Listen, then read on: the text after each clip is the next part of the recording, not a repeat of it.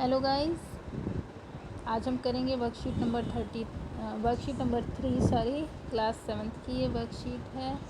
Organisation of data को कैसे organise करना है, संगठित करना है। We have learn what is the data and to got specific information why we collect data, कि हम डेटा क्यों कलेक्ट करते हैं।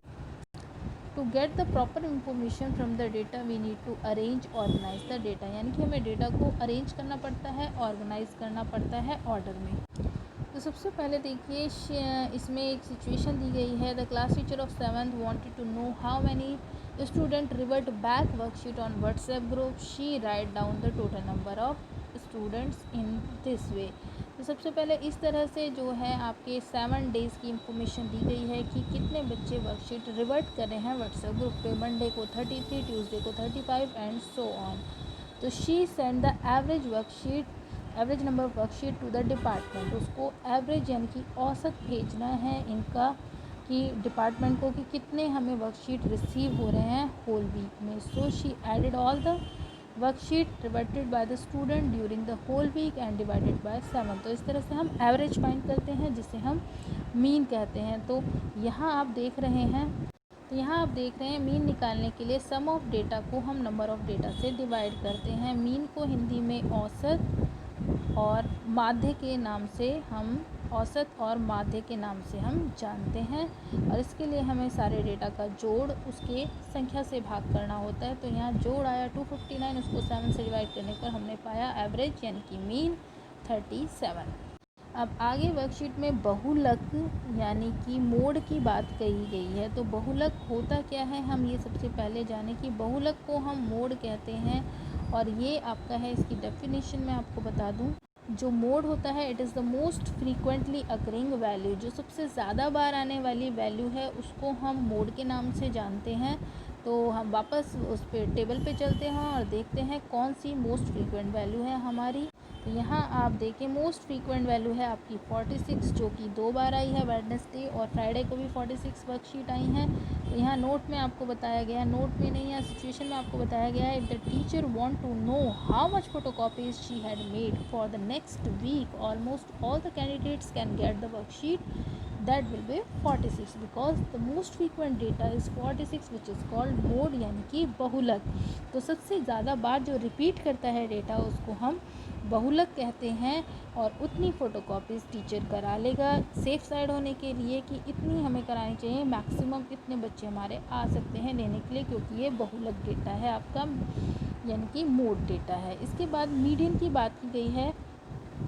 अब ये जाने मीडियन क्या होता है। मीडियन को हिंदी में हम मध्यिका नाम से जानते हैं, और मध्यिका के नाम से ही हमें समझ आ रहा है बीच का डेटा पर किसी भी डेटा को सेंटर डेटा है क्या, बीच का डेटा हमें फाइंड करने के लिए कि मिडिल डेटा कौन सा है, हमें सबसे पहले डेटा का ये पता होना चाहिए कि वो किसी ऑर्डर में लगा हो, या तो बढ़ते क्रम में या घटते क्रम में, यानी कि असेंडिंग या डिसेंडिंग ऑर्डर में डेटा होना चाहिए।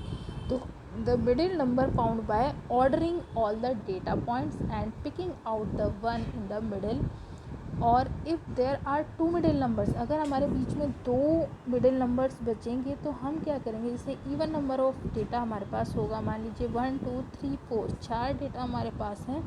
तो इसमें अगर हम 2 डेटा को हटा दें इनको, तो मिडिल में हमारे पास 2 डेटा बचेंगे। तो 2 तो मीडियन हो नहीं सकते, बीच का डेटा तो 1 ही लेना है। तो जब इवन नंबर का केस है तो 2 डेटा हमारे मिडिल होंगे, तो उनका एवरेज यानी कि उनका सम करें और 2 से डिवाइड करें तो हम मीडियन फाइंड कर पाएंगे। और अगर ऑड नंबर ऑफ डेटा है, जैसे कि हमारे पास 7 डेज़ हैं, तो उस केस में सिर्फ 1 डेटा ही मिडिल ऑर्डर में बचेगा जब हम उसको असेंडिंग और डिसेंडिंग ऑर्डर में लगाएंगे। तो मीडियन है आपका मध्यिका यानी कि मीन डेटा। तो मीन मीडियन मोड हमने यहाँ पे डिस्कस किया है। तो यहाँ पे समझाया गया है आपको कि to know which 3 days less than 35 and on 3 days more than 35 students reverted the worksheet, we write the data in increasing or decreasing order। तो सबसे पहले हमें डेटा को इंक्रीजिंग या डिक्रीजिंग ऑर्डर में लगाना पड़ेगा, और उसके बाद जो मिडिल डेटा होगा उसको हम मीडियन यानी कि मध्यिका कहेंगे। तो इसको हम डेटा को ऑर्डर में लगा लेते हैं। तो ये असेंडिंग ऑर्डर में लगाने पर हम देख रहे हैं ये जो 3 डेज़ हैं शुरू के, इसमें डेटा हमारा 35 से लेस देन रहा और बाकी के बाद वाले 3 दिन ये हमने लगाए हैं ऑर्डर में 38, 46, 46, 35 से ज़्यादा डेटा रहा।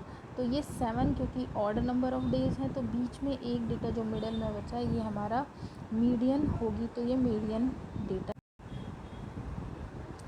अगर मिडिल में हमारे पास 2 डेटा बचेंगे तो उनका एवरेज हमारा मीडियन डेटा होगा, यानी कि सम बाय 2।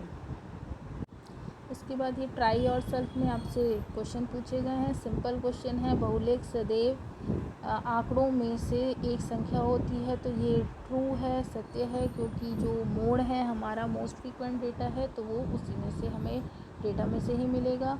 और एवरेज यानी कि माध्य आंकड़ों में से एक संख्या होती है, तो ऐसा नहीं है, एवरेज डेटा कोई भी हो सकता है। जब हम निकालेंगे एवरेज डेटा हमारा डेसिमल में भी आ सकता है। और मीडियन की बात करें, माध्य की बात करें, तो ये हमारा आंकड़ों में से ही होगा, ऐसा कोई ज़रूरी नहीं है। इवन नंबर के केस में तो 2 नंबर होंगे, जैसे 2 और 3 अगर 2 बीच में बचे तो इनका अगर मैं एवरेज लूँ तो वो 2.5 होगा। तो ये इनमें से कोई हो, ऐसा कोई ज़रूरी नहीं है कि आंकड़ों में से ही होगा। अब ट्राई दिस में आपको नेक्स्ट एक क्वेश्चन और दिया गया है कि जो क्लास है उसके जो मार्क्स हैं यहाँ पे दिए गए हैं, तो इसमें आपको परिसर यानी कि रेंज निकालनी है और इनका मीन मीडियन मोड निकालना है। तो यहाँ पे सबसे पहले मीन का फॉर्मूला लिखा है, the sum of data by number of data. माध्य इसको हिंदी में कहते हैं आंकड़ों का योग बटे आंकड़ों की संख्या।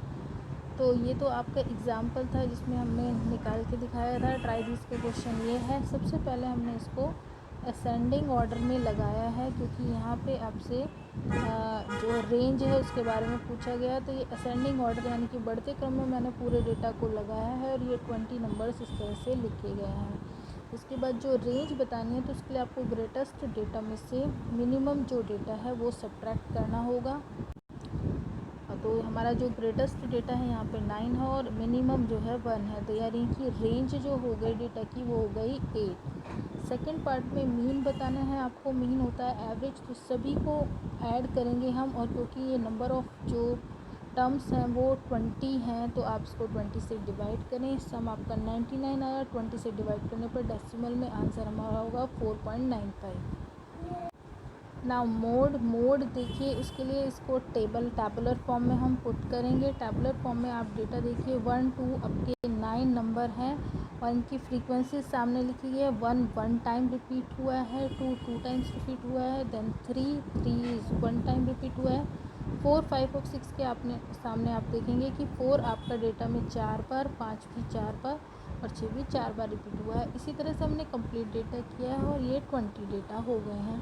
तो यहाँ पे 4 बार आने वाले 3 डेटा हैं जो 4 बार रिपीट हुए हैं। और मोड आपका जो बहुलक होता है वो मोस्ट फ्रीक्वेंट डेटा होता है। तो यहाँ पे बहुलक आपका 4, 5 और 6 तीनों ही बहुलक होंगे, क्योंकि तीनों ही मैक्सिमम टाइम्स 4 बार रिपीट हुए हैं।